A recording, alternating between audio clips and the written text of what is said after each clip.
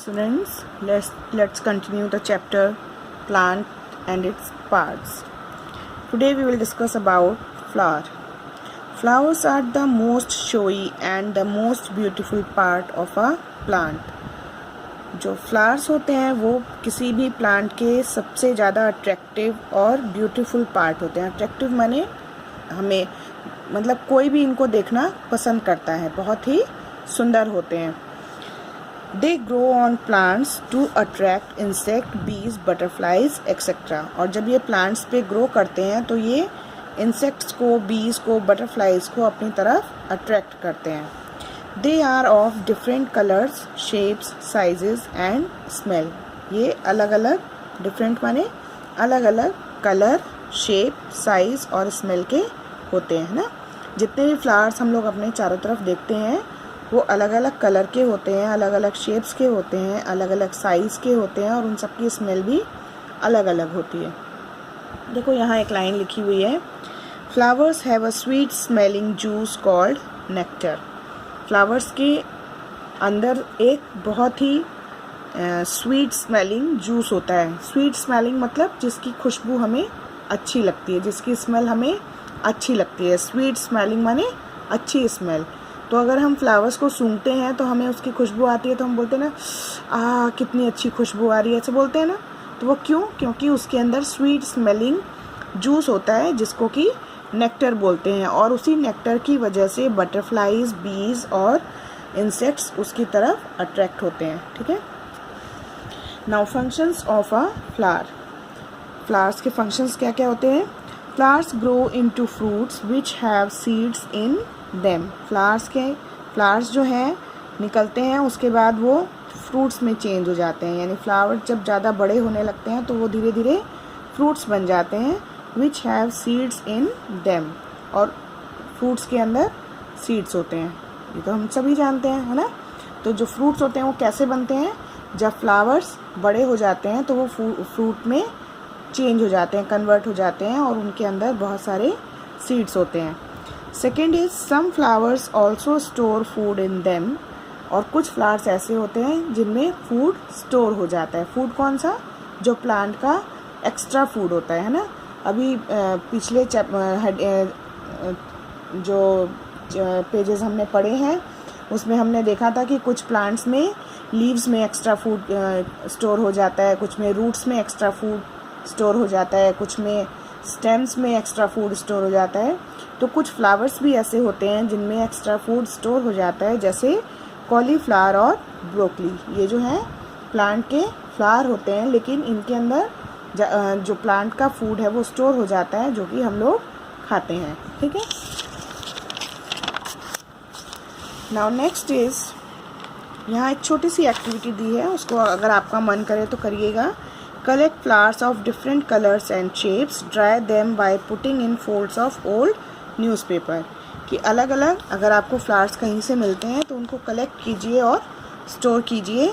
और कैसे कलेक्ट करना है, उनको कैसे स्टोर करना है, उनको लेकर पुराने न्यूज़पेपर के बीच में उनको दबा दीजिए. ठीक है. तब देखेंगे आप कुछ दिन बाद वो फ्लावर्स सूख गए हैं और उनको आप कलेक्ट करके रख सकते हैं. Now next one is fruit. Flowers change into fruits. जो फ्लावर्स होते हैं वो फ्रूट्स में चेंज हो जाते हैं.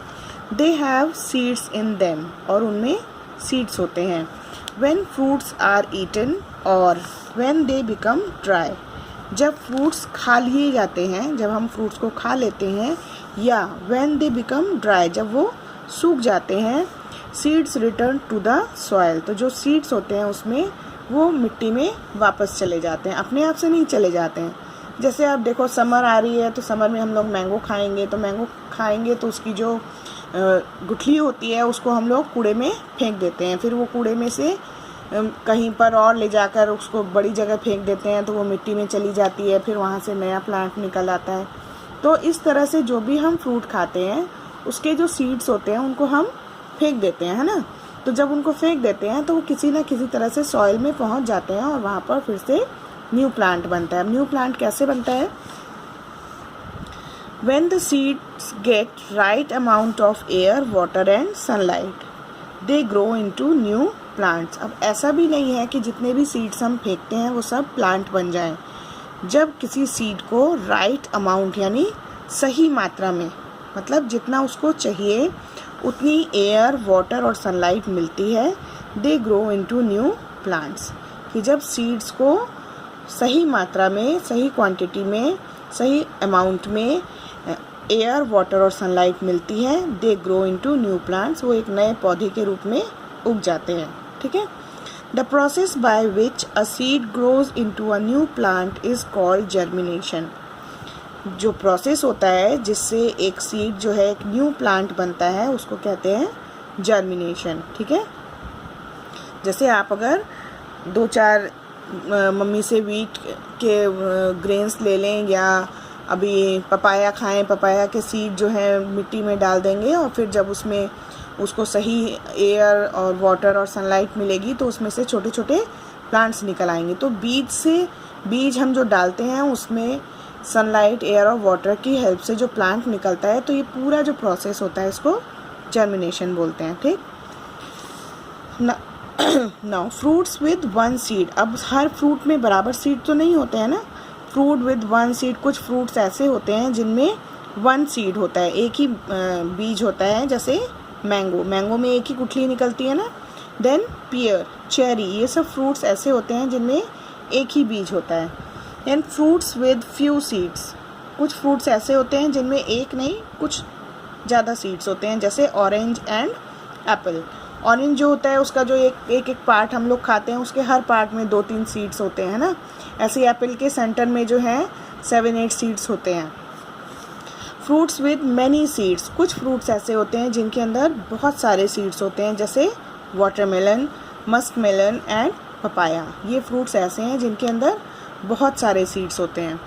Name some fruits which have no seeds, कुछ फ्रूट्स ऐसे होते हैं जिनमें कि सीड्स नहीं होते हैं। जैसे आपका बनाना हो गया, पाइनएप्पल हो गया, इनके अंदर कोई भी सीड्स नहीं होते हैं। ठीक। Seeds of plants like wheat, rice, pulses, corns are eaten by us.